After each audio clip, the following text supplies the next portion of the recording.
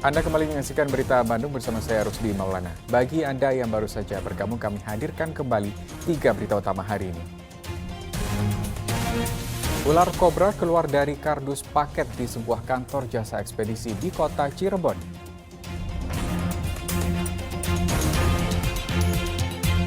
Wabah penyakit mulut dan kuku meluas, Pemprov jamin ketersediaan hewan kurban.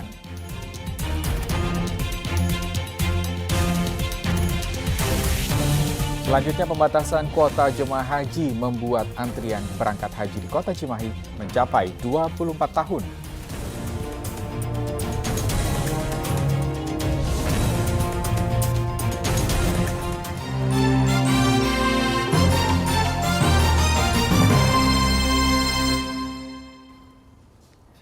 Ya, wabah penyakit mulut dan kuku di Jawa Barat semakin meluas, namun Pemprov menjamin ketersediaan hewan kurban saat Idul Adha bulan depan.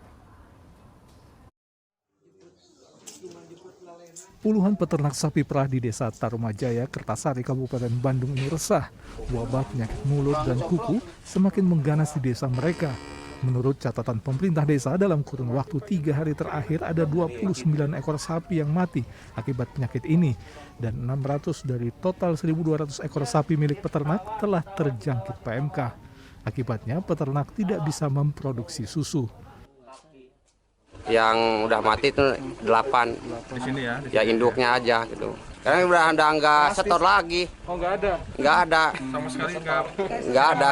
Iya, biasanya kan 1 ekor sapi itu menghasilkan 10-12. Sekarang 1 liter juga. Sempat ditutup selama sebulan, Pasar Hewan Tasikmalaya dibuka kembali dengan pemeriksaan ketat terhadap kesehatan setiap hewan yang akan masuk ke pasar. Dari pemeriksaan sudah ada 6 ekor sapi yang ditolak masuk karena positif PMK. Dokumen kesehatan hewan dari daerah asal dan Dinas Peternakan Kabupaten Tasikmalaya pun wajib dimiliki pedagang hewan dari luar daerah. Hewan pun akan diisolasi jika dicurigai terjangkit PMK. Akibatnya pasar hewan lebih sepi dari biasanya. Merebaknya wabah penyakit mulut dan kuku juga menimbulkan kekhawatiran akan kecukupan pasok hewan kurban menjelang perayaan Idul Adha awal bulan depan. Namun Pemprov memastikan pihaknya telah mempersiapkan hewan kurban yang sehat. Kepada penjual ternak harus memastikan yang dijualnya adalah sehat, ke dinas peternakan masing-masing di wilayah kota kabupaten untuk mendapatkan keping tanda sehat. Kepada konsumen yang akan membeli dan memotong, pastikan yang dibeli juga sama ya. Data Pemprov ada 96.500 sapi, 2.600 kerbau, 609.000 domba, dan 95.000 kambing yang siap dikurbankan di Jawa Barat. Dari jumlah tersebut, total pemerintah Provinsi Jawa Barat mencatat ada 804.000 hewan kurban yang siap dipotong di Jawa Barat, sehingga stok hewan kurban cukup. Tim Liputan melaporkan. Harga bahan pangan di kota Tasikmalaya masih mahal. Konsumen beli telur yang pecah dan cabai yang rusak. Sejumlah harga bahan pangan mengalami kenaikan. Pantauan dari pasar Cikurubuk, kota Tasikmalaya, harga telur yang sebelumnya dijual Rp26.000 per kilogram, kini sudah menjadi Rp29.000 per kilogram. Harga daging ayam kini berada pada harga Rp38.000 per kilogram, naik dari sebelumnya Rp36.000.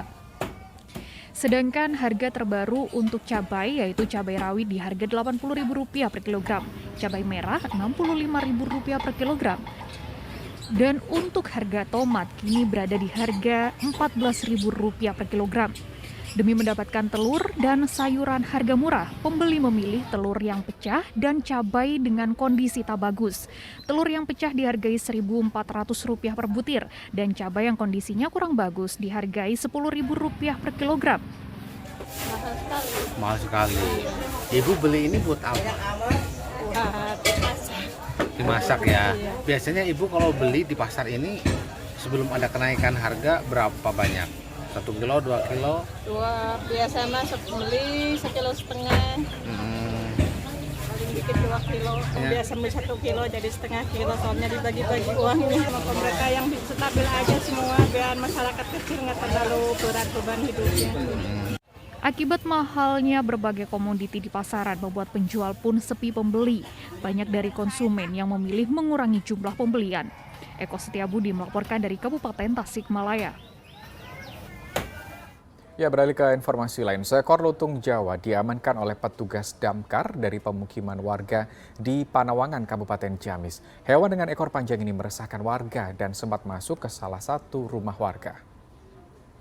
Rabu kemarin, seekor lutung ditangkap tim damkar setelah ada laporan warga yang panik dengan keberadaan lutung di tengah permukiman. Usai ditangkap, lutung langsung diserahkan kepada pihak Badan Konservasi Sumber Daya Alam Ciamis untuk kemudian dilakukan pemeriksaan kesehatan dan dilepas liarkan kembali. Diduga monyet ini sepertinya sudah dipelihara sebelumnya, namun dilepaskan kembali ke hutan. Dimungkinkan dari koloninya diasingkan dan kembali lagi ke pemukiman warga. Ya, berawal dari susah mendapatkan pupuk subsidi pemerintah, sejumlah petani di Kabupaten Cianjur beralih menggunakan pupuk dari limbah udang. Limbah dari budidaya udang dimanfaatkan oleh sejumlah petani untuk jadi sebuah pupuk organik bagi tanaman pertanian. Kelompok usaha perhutanan sosial dari Desa Kertajadi, Kecamatan Cidaun, Kabupaten Cianjur, memilih limbah udang karena berawal dari merasakan kesulitan mendapatkan pupuk bersubsidi dari pemerintah. Proses pembuatan pupuk diawali dengan menampung dan mendiamkan selama 3 minggu limbah cair yang dialirkan dari tambak. Kemudian setelah kotorannya mengendap dan menjadi lumpur, sisa airnya dibuang. Lumpur yang sudah mengendap bisa langsung diambil untuk dijadikan pupuk tanaman pertanian dari berbagai jenis. Efek dari pupuk limbah udang ini memuaskan bagi para petani. Tanaman jadi mengalami pertumbuhan lebih cepat. Dari tambak udang, alhamdulillah sampai sekarang bisa istilahnya pertumbuhan itu cepat, bahkan lebih dari pupuk dari pemerintah, Pak. Dan operasionalnya juga ya jauh berbeda. Karena apa? Kalau memang dari pemerintah kita memang besar lah. Kalau ini kan cuma menghabiskan bisa beberapa kintal kalau dibandingkan dengan 1 kintal gitu, Pak. Untuk mendapatkannya caranya gimana, Pak? Mendapatkan gimana, Pak? Pupuk ini. Mendapatkan pupuk ini kan kita itu ngambil dari sana. Ya, kita diolah ke sini, dibawa. Sudah itu saya ditaburkan. Itu. Beli atau gimana, Pak? Enggak, gratis, Pak. Kalau untuk itu, gratis. Alhamdulillah. Pengolahan pupuk limbah tambak udang ini sudah berjalan sekitar 1,5 tahun lebih. Pupuk ini selain sangat membantu masyarakat, juga hasilnya cukup memuaskan. Selain bisa didapatkan dengan mudah dan gratis, pupuk ini juga menyuburkan tanah.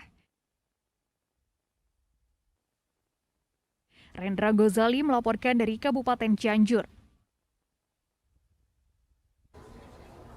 Jemaah calon haji di seluruh wilayah Jawa Barat berangkat sesuai kloter ke Tanah Suci. Pandemi dan pembatasan usia membuat daftar tunggu berangkat semakin panjang. Tahun ini hanya 258 orang jemaah calon haji dari kota Cimahi yang akan berangkat ke Tanah Suci tanggal 26 Juni mendatang. Dengan daftar tunggu keberangkatan haji yang mencapai 12.000 orang, warga yang mendaftar haji hari ini baru akan berangkat tahun 2046 mendatang. Dengan daftar tunggu di kota Cimahi sendiri, kalau daftar sekarang itu sekitar 24 tahun. Karena waiting listnya yang sangat panjang, jadi himbauan kita, ajakan kita supaya mendaftar di waktu muda, jadi keberangkatannya ketika usia kita sudah matang. 404 orang jemaah calon haji gelombang 1 asal Kabupaten Garut memenuhi gedung sarana olahraga Ciatel Tarogong Kidul untuk diberangkatkan melalui kloter 7. Total jemaah calon haji Kabupaten Garut yang diberangkatkan tahun ini mencapai 847 orang.